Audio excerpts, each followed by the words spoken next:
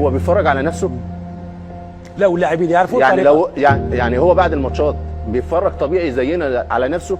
عنه أريون روبن بعد مباراة الأهلي وبايرن ميونخ: شعرت أن زين الدين زيدان داخل الملعب. وبعد الأداء العظيم اللي عمله محمد أبو تريكة 2008 في كأس القارات، قال عنه كارلوس دونجا مدرب البرازيل إن محمد أبو تريكة لاعب ذكي جدا ويمتلك صفات لا يمتلكها إلا لاعبي الصفوة. قال عنه كمان كاكا لاعب هنا ريال مدريد ومنتخب البرازيل وقتها إن أبو تريكة لاعب رائع ويمتلك هنا فنيات لا يمتلكها إلا اللاعبين الأوروبيين. قال عنه كمان جوارديولا أعظم مدرب في التاريخ إن أبو تريكة لو كان اتولد في أسبانيا أو لعب في أوروبا كان هيكون من ضمن أفضل 10 لاعبين في العالم. قال عنه كمان جوزيه مورينيو إن أبو تريكة ظلم نفسه بالبقاء في أفريقيا ولكنه صنع المجد مع منتخب مصر ومع النادي الأهلي. كمان مورينيو قال إن أبو تريكة هو البديل الأنسب لويسلي شنايدر في الإنتر. قال عنه كمان زين الدين زيدان إن أبو تريكة يمتلك عقلية رائعة وبيقدر هنا يقرأ الملعب قبل ما توصل له الكوره، وكمان بيقدر كمان يدي ثقه اضافيه لزملائه في الملعب. وما نقدرش ننسى طبعا تصريح تشافي هرنانديز لاعب برشلونه لما قال لك ان ابو تريكة افضل لاعب عربي شاهدته على الاطلاق. نشأ محمد أبو تريكة في نادي الترسانة وقادهم إلى الدوري الممتاز عام 2001-2002 بعدما أحرز 28 هدف، وده كان رقم كبير قوي بالمناسبة في دوري الدرجة الثانية. انتقل محمد أبو تريكة إلى النادي الأهلي في منتصف موسم 2004 وأحرز أول هدف ليه قدام الاتحاد السكندري، وهنا كانت البداية العظيمة لأمير القلوب محمد أبو تريكة.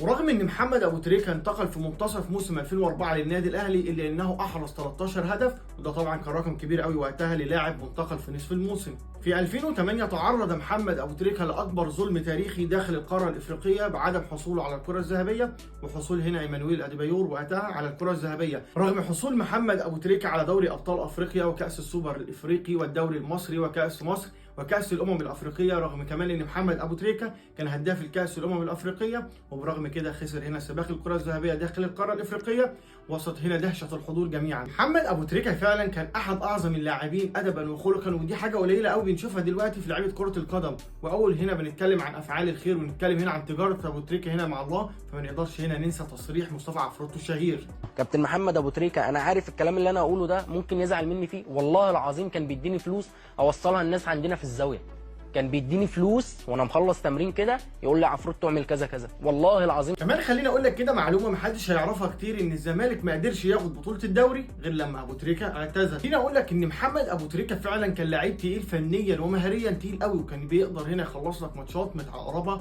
وماتشات متقفله كتير قوي. محدش طبعا يقدر ينسى هدفه في كاس مصر 2007 اللي رجعنا للمباراه تاني وقدرنا نفوز بكاس مصر بنتيجه 4-3. ومين طبعا يقدر ينسى هدف ابو تريكة في كاس الامم الافريقيه 2008 اللي قدر هنا يجيب لنا البطوله الافريقيه بسبب هدفه في الدقيقه 90، وطبعا الجمله الشهيره سونجو زيدان والسونجو زيدان والسونجو زيدان. خليني اقول لك يا صديقي ان احنا محتاجين دقائق وساعات وايام كتير قوي عشان نتكلم عن واحد بعظمه هنا وقيمه ابو تريكة، ولكن احنا كنا محظوظين قوي ان احنا هنا عاصرنا هنا لاعب زي محمد ابو تريكة، لاعب هنا عالي فنيا ومهريا وخلقا وادبا، فاحنا محظوظين طبعا ان احنا هنا عاصرنا لاعب بقيمه ابو تريكة، الماجيكو امير القلوب محمد ابو تريكة. ابو تريكة الكل الملعب يصفق لابو تريكة، لا تترك الملعب. هذه هي التحية الجديدة لابو تريكة لهذه الجماهير على الطريقة الإسبانية.